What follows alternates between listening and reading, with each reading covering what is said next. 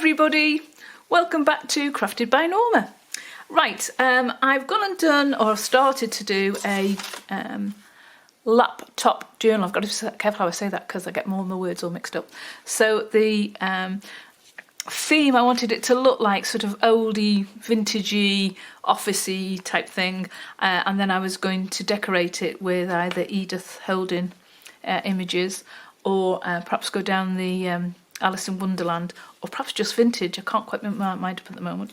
So what I did was I've decided to cover it with some free paper. Now I shop, or my supermarket that I shop at has pallets of sugar that comes in, and the sugar is layered up with sort of like 2 layers of sugar and then a piece of this brown card, and then more sugar, and then more brown card, and then more sugar, and then more brown card, and they throw it away. So I did ask the manager, if possible, if I could have a couple of sheets off him when I come in, and if it's available, and as long as I'm not having to move loads and loads of sugar. And he said yes, by all means, because it's recycling, so he's quite happy for me to have it. Now it's, on one side it's sort of like craft card, and the other it's sort of got like a texture to it, so it's quite shiny. It's not sticky, it's just, I don't know, sort of perhaps plasticky, I don't know, I'm not really sure. Anyway, and it comes in this huge sheet, and it must be easy, probably 1 metre by 1 metre.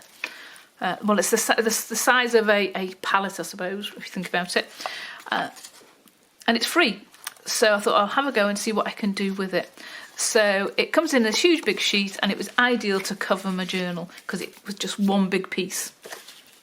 So I thought I'd play around with it just a little bit. So that's exactly what I did. So I wanted it to be a different texture. I wanted it to look different to what it normally was. So the first, oh, this smells lovely. The first one I had a go at was I used some furniture, natural furniture wax, which is this one. Now you can use beeswax, any furniture wax that you've got, and this is in a solid form. Now this is from White Bunny Naturals, so it's all natural products. They're artisans that make their own products. The great lads, and they gave me this as a sample because I was doing some lights and I wanted some wax to go on the wood. So I've had a go at using this, and basically all I did was just rub it onto the card itself like so, and I gave it a really good rubbing in, and it changed the colour, and it also changed the texture at the same time. And what I found to do was to colour it first. So I've tended to go over it with some distress ink, and then you can distress ink on it afterwards. And it was really, really nice. So if I just rip this piece off, like so. Oh, it smells lovely. And I just crumpled it up just to give it a bit more texture, and it sort of like was like a sort of like faux leathery feel to it.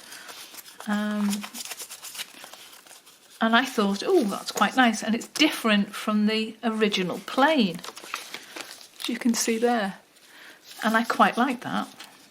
So that was that go. And then I thought, well, hang on a second, what if I did it with just craft card? So I had a go in using the same product, using craft card, and that's what the craft card came out like. A bit thinner, a bit more pliable, but wasn't quite the texture and the colour that I was after for my journal. So it does work on craft card. So I had a go at that, and I thought, oh, right, okay, what else could I have a go at doing? If that's a natural wax, how about if I use more of a synthetic wax? So I had a look underneath my sink, and lo and behold, I found some polish. Just ordinary squirty polish that you would use on your on your furniture. So I just thought I'll have a go at that. So I just squirted some on. Hey presto, smells gorgeous. And I just rubbed that in too. And a very, very similar effect. A bit more watery, because obviously it's got water in its content. Because on the contents of this, where it says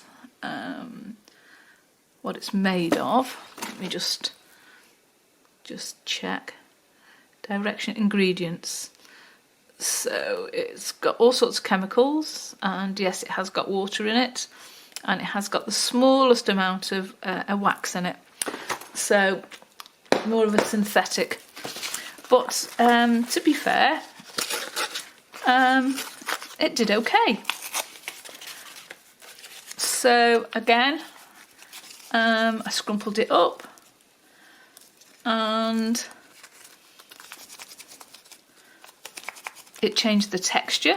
This one came a bit more sort of like powdery, and I think if you constantly rubbed it, because it's got a water content in it, the paper starts to come off the backing at the back. So if I'm honest, out of all, I quite liked the natural wood wax. So that is what I've actually gone and used on my free brown paper onto my journal, and I'm quite made up with the texture and the feel of it. It was exactly what I was after. And we can build it up. The only thing, if you build too much of the wax onto it, if I'm honest, you'll have difficulty, I think, perhaps with the glues and things sticking to it.